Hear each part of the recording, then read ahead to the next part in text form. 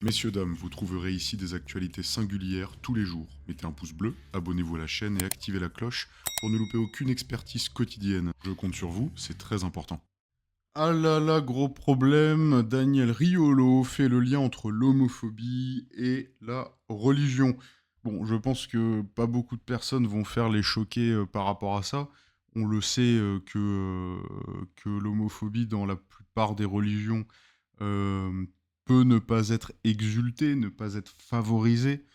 Pour utiliser des termes simples, voilà, on sait que dans certaines religions, ça peut même être assez condamné, voire condamnable.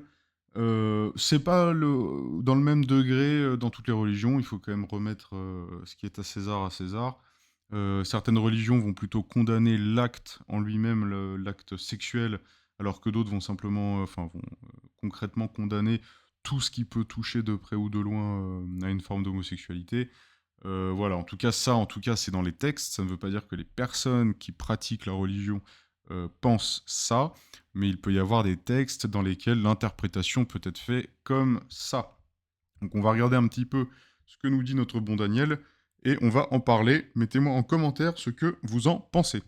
Et Grégory Schneider dans Libération qui dit au moins l'échec récurrent de cette campagne, elle a au moins un avantage, c'est qu'elle met sur la table une manière de réalité, à savoir que l'homophobie est quelque part dans le paysage footballistique. Vous le diriez comme ça, vous aussi?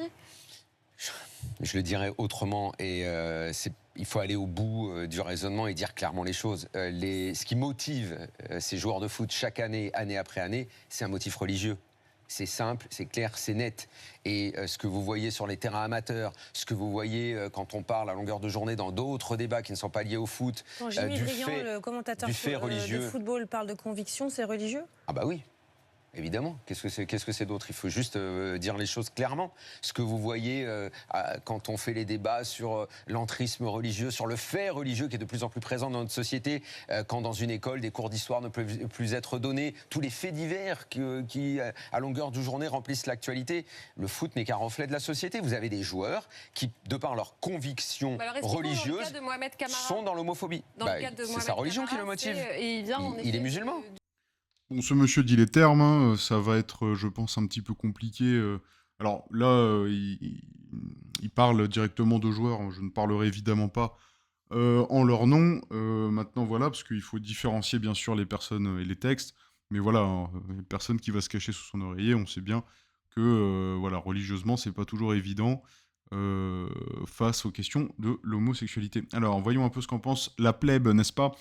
Ah, cette crispation feutrée qui saisit les journalistes aussitôt qu'il est question de l'éléphant dans la pièce. C'est juste exposer de la réalité. Il a raison, pourtant non. Être dans le déni n'apporte jamais rien de bon. Bon, après, voilà, il faut quand même être un tout petit peu pragmatique. Et c'est pas parce que les individus, parce que là il parlait de footballeurs, du coup, ces individus peut-être auraient exprimé certaines opinions, que nécessairement c'est lié à leur religion. Ah, il y a des chances, on va pas se mentir. Mais c'est pas une certitude, ça peut être aussi une conviction personnelle, ou je ne sais pas exactement ce qu'ils ont dit ou ce qu'ils ont pensé. Mais voilà, il faut rester pragmatique tant que faire se peut.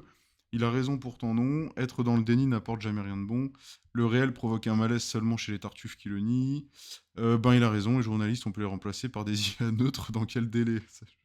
Je veux cette personne président de la planète. Alors, donc oui, hein, clairement là, je pense que ça va être un petit peu compliqué de lutter sur ce fait-là.